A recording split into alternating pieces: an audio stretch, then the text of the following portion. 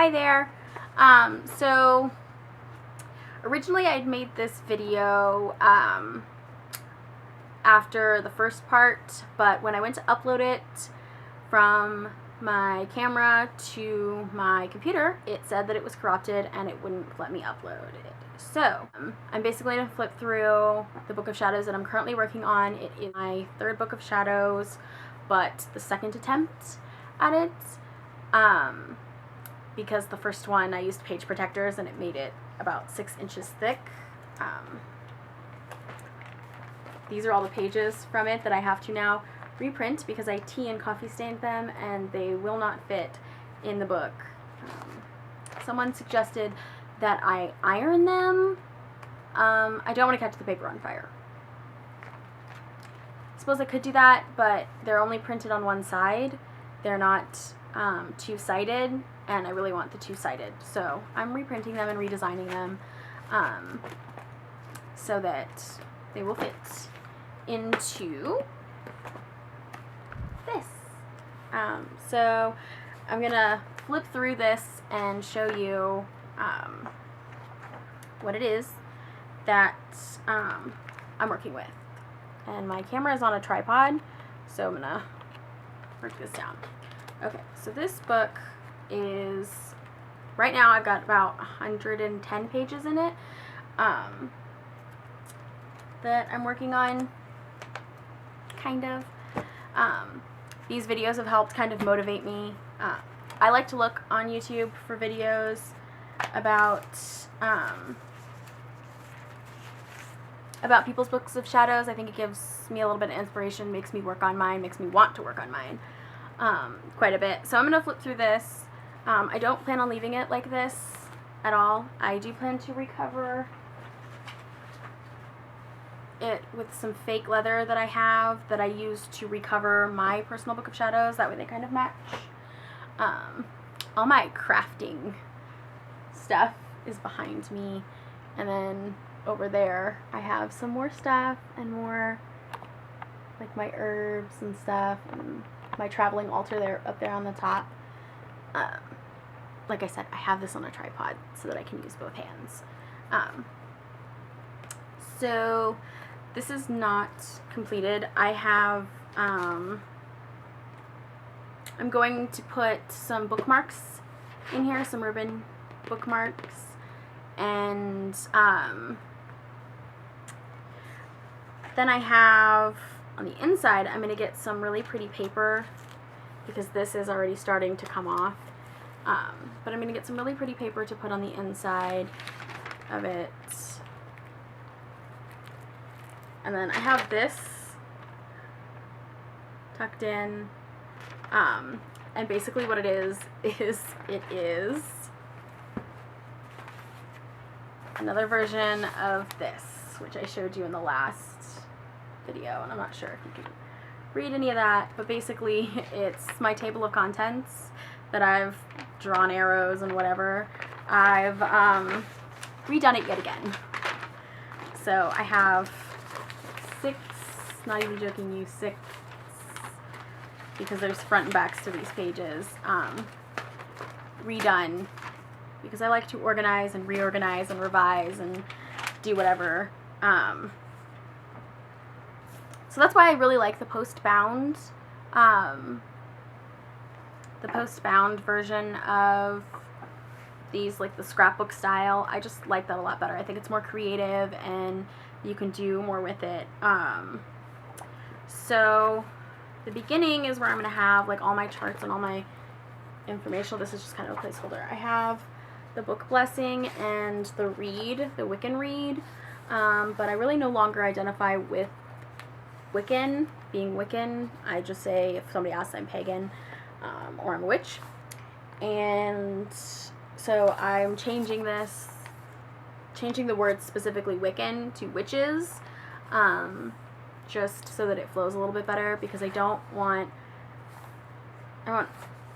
my children to pick their own path too, so I don't want to label it like that. And down here it says, for those of the Wicca, and I'm just going to say those of the craft. Common terms, that I need to do. And I think I'm going to do some artwork here and fill this in a little bit. Maybe some artwork on this side. I have my dedication to Athena. She is my goddess. I haven't put in my god because I just actually recently chose who I was going to use for my god. I've chosen a Celtic deity for my god since I've recently become so obsessed with Ireland and Celtic mythology. I've always been drawn to it, but I'm like all of a sudden in like a major overhaul. So I chose Cernunnos, and I'm going to do a page similar to Athena. And I have the Fae here. These 3 pages. These 3 pages and this page, this is like the Norse tree of life. I have like a list of other deities, like all the Greek deities and their Roman names, Egyptian, Polynesian, Indian, and Norse, and obviously Celtic. I have a listing of all of those, but I think I'm going to go a little bit more in depth with what I have, and I'm definitely going to redo those pages. But I've kept these ones, even though I'm going to redo the page for Athena. Even though I really like this painting that I've done 2 of them. You saw it in my other book. I can do it again. No big deal. So there's this, and then it just goes into Poppet Magic. I don't think I had a place for it, so I just stuck it here. Circle casting, I wrote this one. This one's my specific one. If my children want to participate in the craft, this will be what I teach them with. And then a page about magical writing, and behind it I'm going to put the symbols and stuff like that. And then I have this. I'm so proud of this page. I'm not a very good artist, but I combined about 3 or 4 different pictures that I found on like Google and DeviantArt, and I spent a lot of time carefully penciling out and drawing. It took me about 2 or 3 weeks to do that. So I've got that in there. And then this is probably the most complete section that I have. I have scents and oils, how to make your own oils, thing on base oils, how to use oils to cure ailments, and then I have an herb index and a stone index. And stones are my thing. Stones are what I like. My mom's really into herbs. So for the herbs, I was very kind and put in pictures of all the poisonous ones. I couldn't fit in pictures for every single one of them, but I copied in pictures from Scott Cunningham's Encyclopedia of Herbs, and I wanted people to be able to identify the poisonous ones so that they don't consume them or touch them. You know, like belladonna, you can't even touch it without wearing gloves, because it could get absorbed in your skin and poison you. So I wanted people to be able to identify those, and then, you know, because if you don't know what it is, you shouldn't touch it or ingest it or do anything with it. But I wanted them to be able to identify them on site. Kind of like with poison oak and poison ivy. You know, if you live in a rural area or you go camping or whatever, you teach your kids, you know, don't touch these, don't touch that. Same concept. And then stones. Stones are my thing. I've always collected stones. And so it took me, since I was 18, I started working on this when I was 18, collecting all this information and then finding pictures for it. And now my problem is with my personal one, because I stopped at the herb index. I need to I have all of these get their own individual page. I have to find a way to make these half their size and fit onto one page with colored pictures. So that's, after I get this completed, that's my next thing. And then here, because the spells were going to go in the back, and I've reorganized that right now, I haven't put them in because, oh, these are all upside down. I haven't put them in because they were,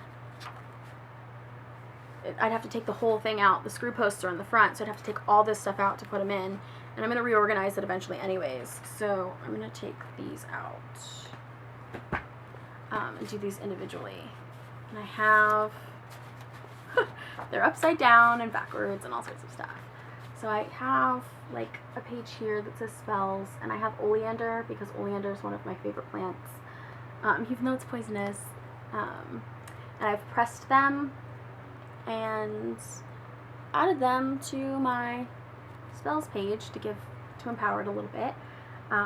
Oleander is often used in love spells, and I actually don't have a lot of love spells. I have 3 now that I didn't recently have, and one of them I wrote originally, so that's kind of nice. I'll show you that. But then I used the different types of paper that I have that I've showed in the previous video. If it's not completed, I haven't hole punched it. Like, this is completed. I'm not going to put anything on the back of this page unless I decide to draw some art on it. So I've hole punched it.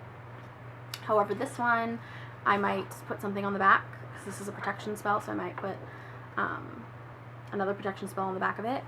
But I haven't hole punched it yet. Same thing with this one. This is one of the love charms. This is a love charm that I was doing. I haven't hole punched it yet because I haven't put anything on the back. I actually just created this page last night, making ointments and making tinctures. I had them, I just didn't print them out. So I'm gonna do that. This is the template that I use. It's exactly like the first page that's already in there. I use it to trace the holes so that everything's hole punched the same. This is a ritual bath. I haven't put anything on the back because I'm pretty sure this is going to go in the section that I have rituals in, which I haven't printed out yet, instead of back on the spells page. So I'm not quite sure what to put on the back of it yet. This is a healing spell. It's the only one I have right now, so I haven't put anything on the back there. This is a house blessing spell. I actually used it for the apartment that my mom and I are getting ready to move into. And we took friends in there. They were helping us move, and they actually said that it felt quite clean. So it's a very good spell. It's not mine, but it's one of the tea stain pages. I'm going to keep it, but I haven't hole punched it yet because I'm going to try and run this because it's pretty flat. I'm going to try and run this through the printer and put another spell on the back of it and see how that works. And then I have this pretty room blessing that I actually did on my room. So it's the first spell I did in my new room. So I'm excited. Here's a basic not love spell. And the reason why this has hole punches in it is because so if you watch my video on how to add pressed flowers to your Book of Shadows, I did this page, and when it's finished I show it to you, and it doesn't have all this stuff on here. These things, let's see if I can zoom in on it. I apologize, but these little symbol things that I have all over this, it's something that I just kind of do. I don't know if you noticed it on the fairy page at all, but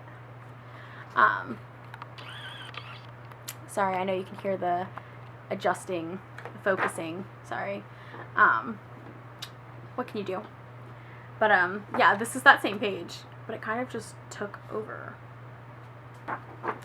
I was going to add a part to the back of my book that was just going to be original spells, but I don't think I'm going to do that anymore. I think that I'm going to, like, from the Practical Magic book, I don't know if I said that already, but I think that I'm going to add in maybe some personal journal entries from my own Book of Shadows, like as I get older, and I don't know. That's just what I'm thinking. I may not even do it when I do my book, or when I recover my book. But like I said, I may or may not do that. So, the spells section, my recipe section, which isn't in here, still have to add in all of my elemental charts, like my lunar charts, the elements, colors, candles, what they mean, all that stuff, runes, tools, animal totems, like what it means when you see an animal and stuff like that. So that's basically what's going to go in there. I did ask my mom if she wanted to add to it, since I'm the one that's starting this, and she just kind of said, my witchy stuff ends with you. And I was like, well, what if I have kids? And she goes, well, the clock's ticking. She's so weird. I'm only 25. I'm not gonna, I still got time. So other than that, I have a couple of videos in the works, like I said, adding pressed flowers. I think I'm gonna do a section on like creating a spell page, just because I know there's a couple out there, but there's not really a whole lot. Kind of walk you through step by step, maybe give you another perspective and some inspiration. So basically just stay tuned, and when those are updated, if you subscribe, when those are uploaded, you'll see them. Goodbye, everybody. Have a blessed day. Oh, and if you have any questions or comments, or you need help with something, I would be more than happy to help you. Send me a message or leave a comment below.